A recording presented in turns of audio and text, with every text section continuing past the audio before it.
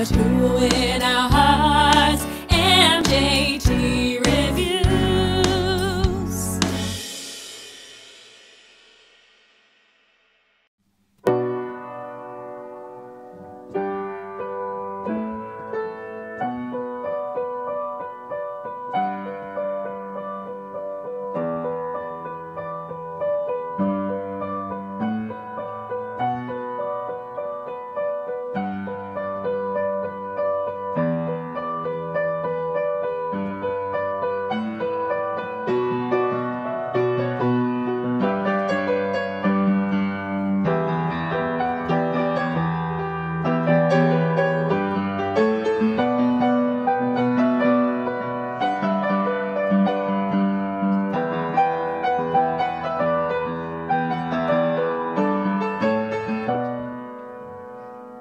I'm here with Elysse Turner. Hey! Hi, Elysse.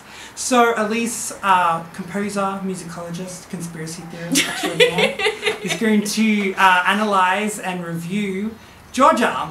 Does that mean I have to come up with a conspiracy theory on the fly? Maybe. We'll see. We'll see. No promises. Keep On Going by Otto. Nemsadze, I think. Yeah. So, yeah, what do you think of this song? Yeah, so it's got two names, doesn't it? Like, kind of like Fire of Love had similar. Yeah, yeah. So Keep On Going is the English name, and then it's tsin, and feel free to hate on me for pronouncing that wrong, I probably have. Accepted hate. That. But yeah, we have a male singer, and our language is Georgian. That sounds like a weird language when you say it like that. Like, it sounds so, like... Have you seen how it's written? It's like really interesting characters. Yeah, but like the way, like it just sounds so like posh. Yeah, Georgian. And, like, oh, where do you come from? I come from Georgia. Yeah. You know, it sounds so white. It's not. Many Americans who look at Eurovision are like, oh my God, Georgia's in it. Nope, not quite. So our language is Georgian, and we are, for vocal range, we have F#2 to G4. So he's a real bassy sort of singer. In B minor, the key of B minor. Our tempo is 4/4 at 120 beats per minute, so we're right on pop song on that 120 allegro beats per minute, and then we have 5 chords being played. Those chords are B minor, minor first chord, 4th chord E minor, 5th chord F# minor, 6th chord G major, and 7th chord A major. So those are our 5 chords. In terms of instruments, we have piano, clicks. Oh no, that's the wrong one. Piano, strings, guitar, backing vocals, electric guitar. So like electric guitar with an acoustic guitar earlier, just to clarify. We got some heartbeat Foley sounds, so some sort of things happening toward the end, and some synth sounds. So you know, just sort of like a keyboard synth, I think it was. And then our structure is our intro for 4 bars. Verse 1 for 16 bars, chorus for 17 bars, verse 2 for 16 bars, and then a chorus variation for 24 bars. Really minimalistic, really simplistic in terms of A, B, A, B. Yeah. Okay. Yeah. Cool. So this music video only just came out, and we have a look at it. What do you think of the music video? Well, it was quite a dramatic sounding song and quite a dramatic looking video. We're also in black and white, and like it almost sounds like something from a movie soundtrack, so I think the video really complemented that. I thought the exact same thing. Yeah, that's so funny. Like it's a, I don't know, it's a bit of a jarring song because at the start, like, you've got the piano sort of keeping time, and the electric guitar's like slightly out, but the strings layer on, so it's kind of got this really jarring, creepy sort of sound structure being layered on top, and it almost sounds freeform and flowy until the drums come in. It's really hard to follow the beat, but I think that works really well to have that sort of movie soundtrack that's quite a, you get that in a lot of eerie movies, or like what's coming around the corner, you don't know. It's less about here's the lyrics of the song and these lyrics are a party song, or it's these lyrics relate to the plot. It's more of a, the way that the music is sounding makes the plot or what's happening on the screen more interesting or jarring or whatever. So I think that perhaps had a really big contribution to why it sounded like something from a movie. So it seems to be sort of pointing towards searching and finding a lost love, lyrically and video-wise. overcoming all obstacles, and perhaps this is why the black and white sort of works so well. I feel like it's searching for a memory. That's what I took from that anyway. And not really having the answers, like perhaps the colours are the answers, but remembering the important bits.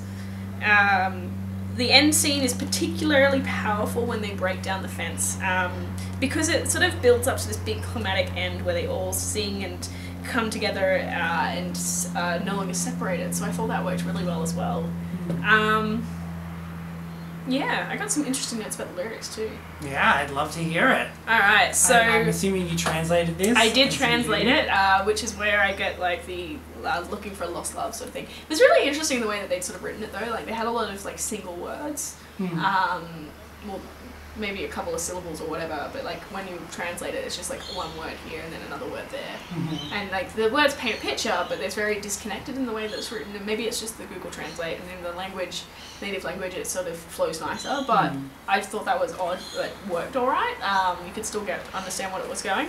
I thought it was interesting to mention that there was something called a chonguri mentioned in the lyrics, and that is a musical instrument in Georgia.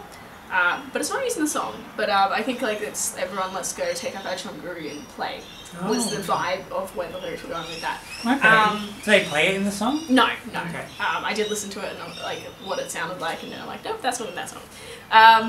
But perhaps it's because they also used some stuff from a Georgian folklore tale. It's a refrain borrowed from the Abkhaz language, which I think is the chorus, where it's like Vada Sifarada. Like I've probably sang that wrong, but that sort of chorus area is taking borrowing parts from this Georgian folklore tale, and so maybe the like having the chonguri mentioned is about like we're sitting around and like telling you a story of our past, and it was really cool to have that sort of history interwoven into the lyrics, into the song as well.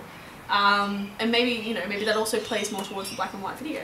Yeah, it's interesting because Abkhazia is a disputed territory. Okay. Of Georgia, so interesting. So is that why you think there was the fence breaking down the territories? Conspiracy. What conspiracy? It's a solution. A solution. Yeah. How to overcome disputed territories. Sing and reflect on your past with folklore tales. Yeah. Solution? I think so. Okay, cool. Yeah. So that's what you got from the translation. Yeah. Sorry. I was just thinking, what did you think of the song yourself? It was an alright song. Like again with the non-English songs, and it's once again it's gonna sound bad. It sounds bad every time I say it. It's harder to remember the ones that aren't English because they've got less to hold on to. What I can hold on to is the doom doom doom doom at the start. Like it's got like this really high pitched, this like tinkery sound. That's what I took away from it. That's about it. But it wasn't the most memorable song. But like it's not a bad song either. It's a very ballady song. I quite liked that, and I could listen to it in the background. But in terms of something which I'm trying to remember, it's not working. Yeah. Okay. Yeah, I'll be interested to see the ranking for this and many others, which are coming up very soon. Oh, too soon. I'm here with Stuart Waters from ESC Fan TV talking about Georgia. Hi, Stuart. Let me know. Hello, Mitchell. Wow. Okay, so where do I start with this one? The last Georgian song I really enjoyed was Sofia Niharadze with Shine, and I couldn't even tell you what year that was. I remember the first ever Georgian entry and loving it, and then that was my favorite of all time. I've really struggled since, if I'm being totally honest. And say what you want, they're just not delivering my kind of genre, the sort of music I like listening to. I find this really difficult to describe my emotions with this song because he's a phenomenal singer. You could tell that a bit like Kwame from last year, Sevak. I thought his voice was phenomenal. I really like Otto's voice. I just don't like the song. I don't like anything about the song. I find it really difficult to listen to. It builds and builds and builds, and it becomes really kind of grainy, kind of shouty. you could see how he's trying to deliver it. He delivers a faultless performance, so it's not his fault. Just the actual song itself, I just can't get into. Yeah, it's just not my type of genre. I think Georgia will struggle again to qualify with this. And I feel sad for him because he's taking part in Pop Idol or Georgian Idol to make his way to the Eurovision arena. And I fear that his journey may come to an abrupt end pretty early on. So I've only seen studio recording of this. Did you ever see him performing this live in in Georgian Idol? So I've seen it once in Georgian Idol. I couldn't probably tell you much about what I saw because I can't remember it that much, but I did see him live in Amsterdam at the weekend. Yeah. And yeah, well, I mean, what can I tell you? He performs it just as you expect him. He's faultless. He's pitch perfect.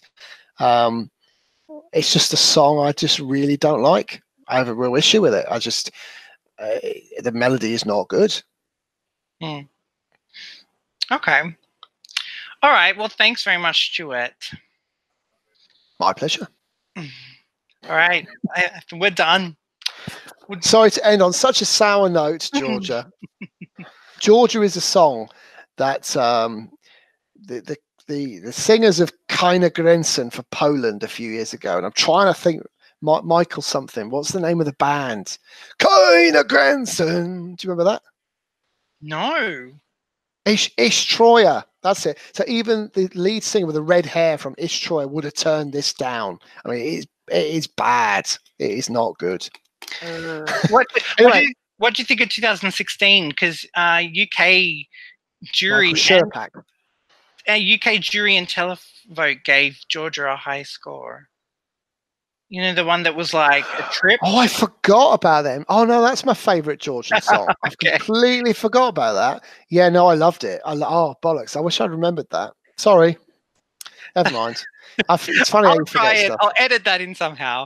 Oh no, that's my favourite. I thought that was great. Yeah, and I was watching that, and everyone was going, "Oh, this is rubbish. This is rubbish." No, I thought that was brilliant. And the visualization of it, where the kind of cameras were spinning, and it was really trippy. I thought that was just amazing. I really loved it. I thought that deserved where it got. But that's been, where was that? So 2016, 17, 18, 19, 3 years on. Yeah, it's downhill, unfortunately, for Georgia since. That Georgian one, I didn't hate it. It wasn't on my radar though, and I'm very surprised. It was very much UK televote and jury were really into that. Was there, like, it must just be a cultural thing that? Yeah. It sounds like anything. It sounds like everything you'd hear on the radio over here. This is the type of music we listen to. Okay. It's it was very current, and aren't they based in the UK? I think. Okay. It's not that we know who they are, because we don't. They're not a current band, but they're not on the scene. But the sounded very chartable in the UK. Yeah, that was interesting. That's probably the reason why. All right. Okay, I'm here with Lam. Hi, Lam. Hello. So Lam is reacting to Eurovision 2019 videos or entries, and this one is Georgia.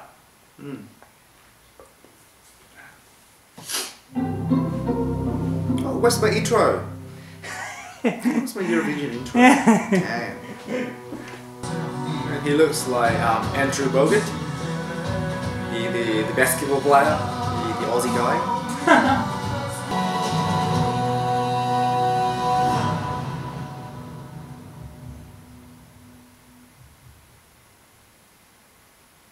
Georgia, what do you think? Okay, interesting, but it's pity I couldn't understand what it means. So so I couldn't talk much about the content, but I don't know much about this genre. It's a little bit rock music. I'm not that sure, but you categorize it as rock? Yeah, so it's kind of intense and very emotional.